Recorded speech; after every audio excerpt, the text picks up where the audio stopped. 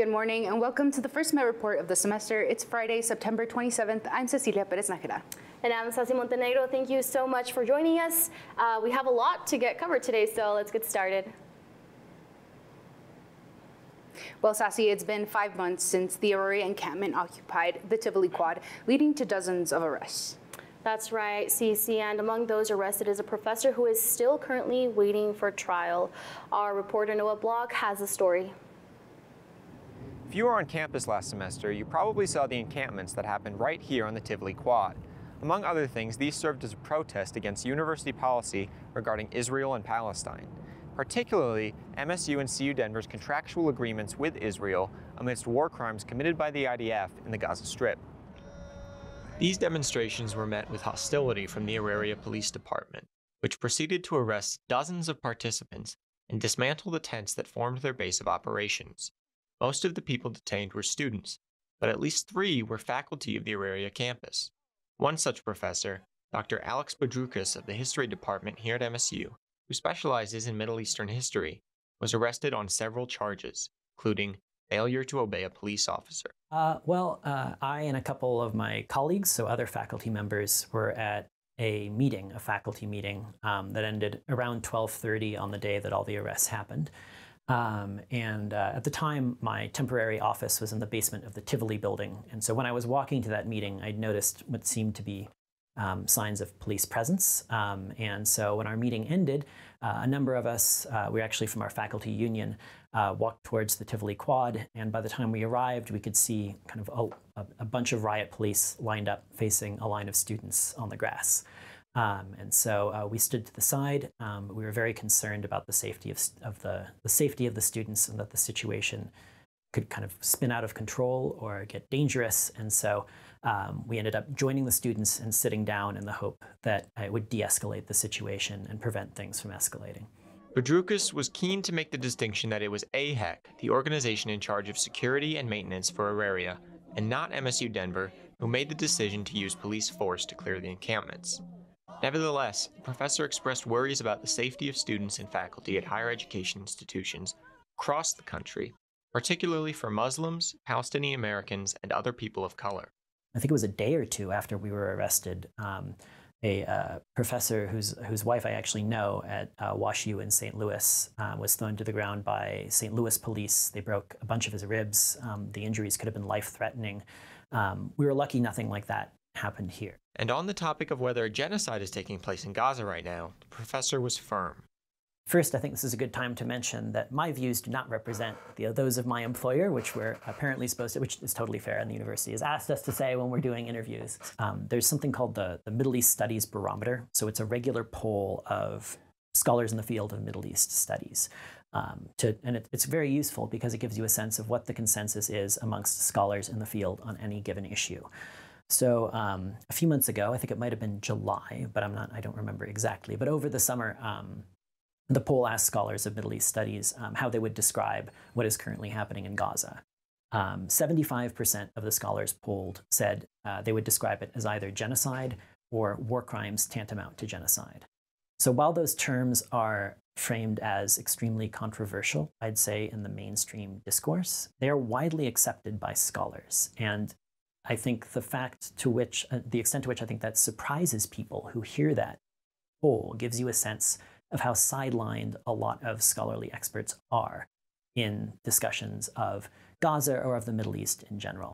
Badrukas' trial was originally set for last Wednesday, but has since been deferred to November 6th. In the meantime, he continues to speak out about what he sees as a lack of action on the part of the U.S. government to demand a ceasefire.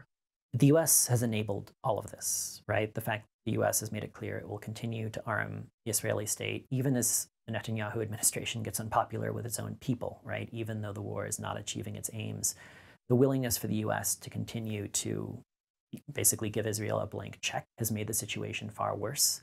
And the U.S. has played a longer-term role in this, right? So calling for a two-state solution, but doing virtually nothing to bring an end to Israeli settlement activity. So I think one reason why these protests and why it's so important in the United States to be knowledgeable and aware, and why these protests were so significant, is that I cannot see this happening without the United States being a central player. To stay updated on this humanitarian crisis and the student response to it, follow along with our coverage here on YouTube and other social media. For the Met Report, I'm Noah Block. And well, every fall, our colleagues at the Metrosphere begin to piece together their newest edition for their magazine, combining poetry, prose, art, and more. This year's edition, titled Cursed to Sorrow, is a 42nd volume in Metrosphere's storied history. Cursed to Sorrow aims to explore themes of tragedy and sorrow in the mythological lens, alongside the dilemma of forbidden fruit. Submissions are now open for all MSU Denver students and alumni and will be open up until October 28th. For more information on submissions and guidelines, please email them at metrosphere@mymetmedia.com or visit the MyMetMedia website. This month of September in the Tivoli building on campus, there are various calaveras or skulls around for those to see. Our reporter Jackie Bautista spoke to an artist who made these skulls. Yeah, I mean, they're pretty hard to miss. And well, we're going to learn all about El Día de los Muertos and the culture behind it. Today we are here on campus in the Tivoli, and if you haven't checked out these skulls right over here, they represent El Día de los Muertos, which is a Mexican tradition. Denver artists collaborated to organize this exposition of calaveras in mi ciudad. Some of the artists that created that calaveras were Anthony Garcia, Armando Silva, Beamer Torres, Jules Mendoza, and much more. We caught up with one of the artists, Jules Mendoza, to learn more about the culture and traditions behind these skulls. Yeah, I mean, the purpose of the calaveras, the exhibition, all that is just to bring awareness to students, to people that probably don't know about Dia de los Muertos, and a lot of people just think about it as the Mexican Halloween. So just to, let them know, it's a tradition that, it's very, very important to the Mexican culture. And it's, it's something that it's probably one of the most celebrated traditions in Mexico. These traditions and cultures will be talked about further in a future event. So in October 19, all the calaveras will be displayed at the Sculpture Park, along with the Catrinas en mi ciudad, and that's another show that's coming up. More information on the artists and their work are found by scanning the QR code. Over at the Tivoli, I am Jackie Bautista with the Met Report. This is for all you Roadrunners, so listen closely. Get ready because MSU Denver Homecoming Week is here, and this year is packed with events you won't want to miss. From tailgating parties, panel discussion, cookouts, soccer matches, or volleyball games, there's something here for everyone. From Monday, September 23rd till Saturday, September 28th, campus will be buzzing with activities, including the 3rd annual Rowdy's Cookout, an opportunity for the whole community to come together with free parking, free food, and an opportunity to support and cheer on your Roadrunner volleyball team before their 3 p.m. game. HOCO Week is all about celebrating your Roadrunner pride, so grab your friends, don your best red and blue, and make some unforgettable memories. Check out the full schedule of events on MSU Denver's website, and we'll see you there. Welcome back. And well, Denver's Union Station is parting ways with Greyhound, one of the most popular long-distance private bus services in the country. Greyhound has operated out of Union Station's underground bus terminal since 2020 after closing their 19th Street facility due to leasing cost. However, complaints are mounting from travelers who say poor communication from the company has caused them to miss the bus, leaving many stranded in stations for up to a day. With ongoing safety concerns in the underground area, partially due to a large homeless presence and upcoming renovations to address overnight camping, RTD has notified Greyhound it will not renew their contract when it expires next August. The agency currently has no plans for replacement cross-state bus service. With just a few months to go until the holidays, online orders are starting to pile up again. Last year, UPS said they delivered 24 million packages per day, but they said this year they will be ready for the holiday season rush. With a high percentage of new jobs available, UPS no longer requires an in-person interview. This allows new workers to receive a job offer within 10 minutes. UPS has also announced they will be hiring 125,000 seasonal workers before the holiday season. In addition, UPS said it's expected to recruit up to 2,700 full and part-time seasonal employees in the city of Denver. If you're interested in a full-time or part-time job at UPS, visit and apply to the website at upsjobs.com. And on March 22nd, 2021, a Boulder King Super was a target of a mass shooting. After more than 3 years, the man responsible has been convicted. For the last 3 weeks, the trial was being held at a Boulder court, and on Monday, the jury returned with a guilty verdict for Ahmad al-Aliwi Alisa, having spent less than a day to deliberate.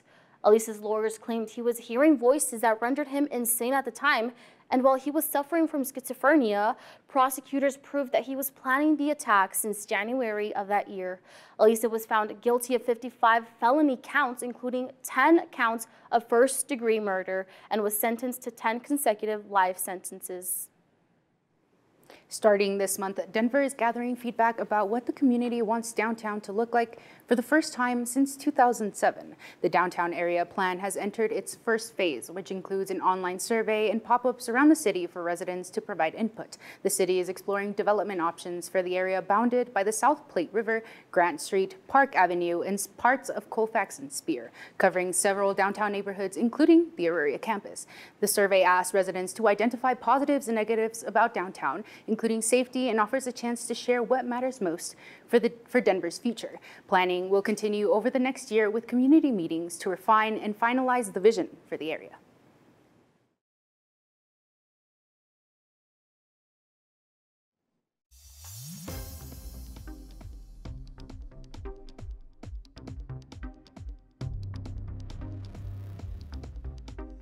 Hi everyone, I'm Luke Maestas with all the latest in politics. Let's see what's been going on from here to Washington, D.C. The battleground Colorado 8th congressional race is heating up with controversy surrounding GOP candidate Gabe Evans. The incumbent candidate Yadira Carvalho called out her opponent for not condemning an anti-Semitic post made by his political director, Jessica Spindle. Spindle serves as Will County's Board of Education. Evans fired Spindle after hearing the news. His campaign responded saying, quote, "Gabe fully rejects the offensive material contained in those social media posts. That is why he acted immediately upon learning of them." The GOP suffered an electoral blow in the state of Nebraska. GOP lawmakers were attempting to have Nebraska's 1 congressional vote tally, which was awarded to the Democrats in 2012 and 2020, taken away in order to gain an advantage in the Cornhusker state. Key GOP Senator Mike McDonald was opposed to the setup by Donald Trump and his allies because, quote, 43 days until the election seems to be unreasonable to make this change. The former president responded on his own social media platform, Truth Social, saying, "It would have been better and far less expensive for everyone." Unfortunately, a Democrat turned Republican state senator named Mike McDonald decided for no reason whatsoever to get in the way of a great Republican. Common sense victory, just another grandstander. Trump officials have been at it for months, trying to shy Democrats away from a 270 vote victory in the Electoral College map, which would have meant the election would have been decided in a GOP-led House of Representatives. This November, voters will decide on several ballot initiatives, one being Proposition KK, which would impose a 6.5% tax on firearm sales. Our reporter, Levette Sanchez, was at the Capitol last week to get more on the story. State senators, veterans, and local nonprofit groups joined outside the Capitol to urge voters to vote yes on Proposition KK. If passed, the proposition would implement an excess tax of 6.5% on the retail sale of firearms. Funds would provide sustainable funding to victim, youth, and veteran services throughout Colorado, with plans to distribute $30 million to crime victim services, $5 million to veteran mental health services, $3 million to youth mental health services, and $1 million to school safety programs. We spoke to a few advocates for Proposition KK. When we lose money, those are the first, often the youth programs are often the first to go because they're the most expensive and the most difficult. We have been paying with the lives of our children and our loved ones, and we're also paying financially. So we're gonna move that cost just like they do on everything else. You don't own a firearm, this will not impact you. New York Mayor Eric Adams faces a 5-count indictment for federal bribery charges. Early Thursday morning, federal agents reached Adams' home for his cell phone following the unsealing of the indictment. Adams maintains his innocence, saying his legal team would pursue the entire document. Adams allegedly took foreign funds from several countries. Foreign nationals used the donors to get the funds from Adams. In 2021, Turkish officials told Adams it was his turn to repay, which led Adams to push NYFD inspectors to open a new Turkish consular building despite the building not being up to code. Prior to the unsealing, Adams released a video addressing the allegations and said he was committed to the position as mayor and would not resign. If found convicted, Adams would face up to 45 years in prison. Well, folks, that's all we have this week for politics, but do not go anywhere because after the break, we have Zulema with the latest in entertainment.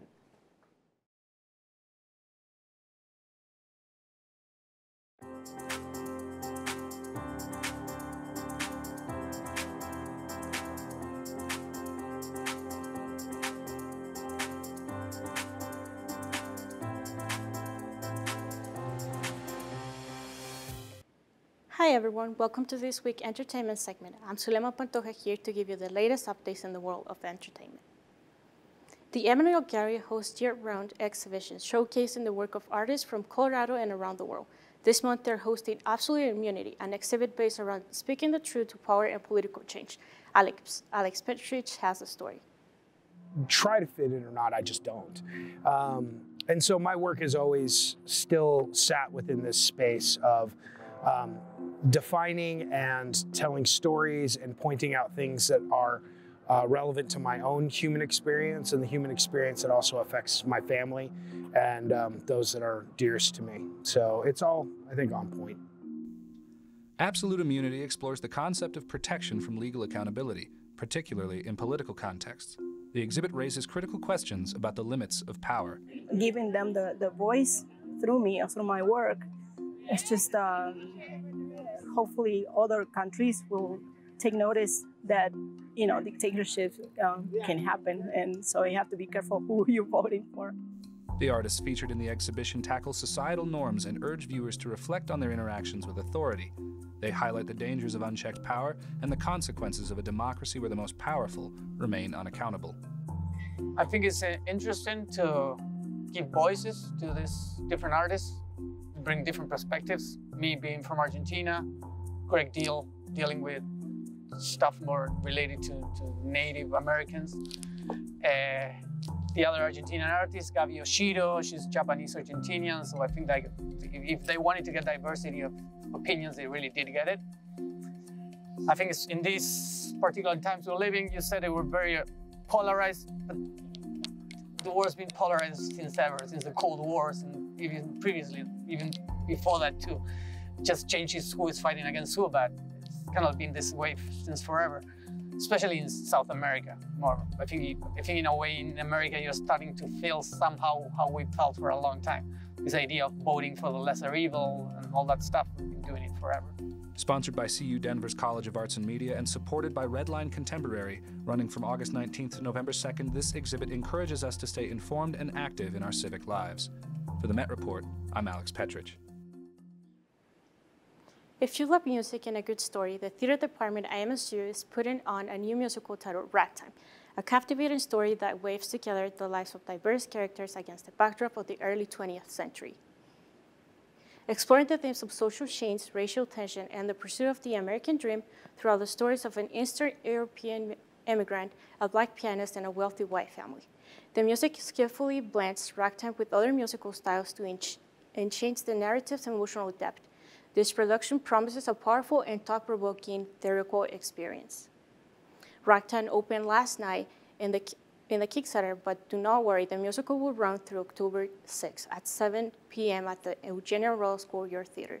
You can get your tickets at the ticket booth located in the Kickstarter or online, typing MSU Denver Productions into your browser. Entry is free for MSU Denver students. Just provide your ID. There's complimentary parking eligible for Kickstarter events at the 7th Street Garage. Don't miss this opportunity to support the MSU Theater Department. Rap/hip-hop mogul Diddy Combs was charged this Tuesday in New York City on racketing, conspiracy, and sex trafficking charges. Combs' arrest is the result of a criminal case brought on by the federal government, as well as multiple civil cases filed by individual accusers. The case and charges are centered around Comps often hiring sex workers to chase an activity that he will film to keep everyone involved silent. Many of these instances involve drugging large groups of people engaging in sexual activity coerced by Comps and other members of his business enterprise. Well, that's all we have for you this week on Entertainment segment. Stay tuned because after the break, we'll have Xavier with sports.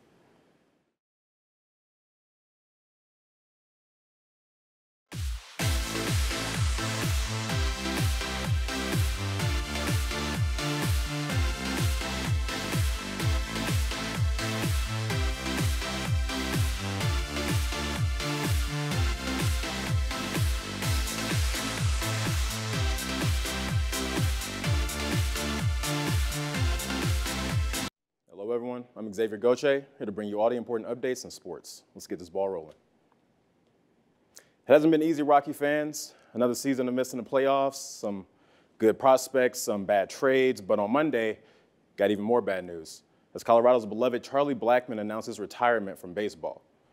Blackmon spent his entire 14-year career on the Rockies, working his way up the franchise leaderboards in hits, total bases, doubles, triples, and games played.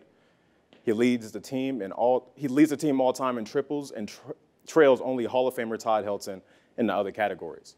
In a message posted to X, formerly Twitter, on Monday, Blackmon said, quote, "I'm grateful for this opportunity of this organization, my teammates, and most of all, Rockies fans." Your MSU Denver hockey team is on the road in Montana this weekend for a big road trip where they'll head off against some tough competition. Coming off a 7-2 loss against the University of Providence, the Road Birds are looking to bounce back tonight against the University of Montana. Knowing how critical this stretch of games is, MSU hockey is eager to prove themselves on this road trip. With a solid mix of veteran leadership and new talent, this team is embracing the challenge and ready to showcase their skills against high-level opponents. The Roadrunners are set to play the University of Montana tonight at 7 p.m. and Montana State Saturday at 5:30.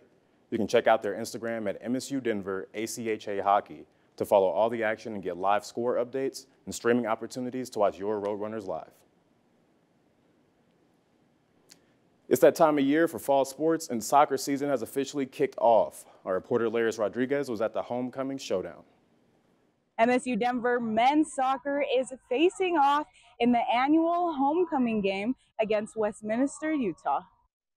It started off with the first goal in the first minute and a half with a goal by defender Jackson Vanderven, which was assisted by midfielder Cooper Landry.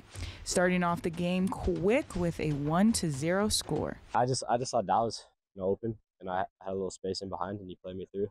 I just knew if I hit it low and hard across the goal, someone would be there. Westminster answered back with a goal in the 4th minute by Jack Cardwell with an assist by Gage Wood, starting the first 5 minutes of the game with a 1-1 score. I think in the second half we got a little bit sloppy with it, but then the message at halftime was we definitely don't concede another goal. If they're going to score, it has to be something special. Just after halftime, the team came out determined for a win, and midfielder Cooper Landry set the tone for the rest of the game with one last goal assisted by midfielder Robert Sumner. The team now has 2 wins, 4 ties, and 1 loss overall. We got something to prove, and it's gonna be a statement for sure. The first RMAC conference game is next week for the team, and expectations are high. Coming off a win 2-1 against Westminster. For the Met Report, I'm Laryss Rodriguez.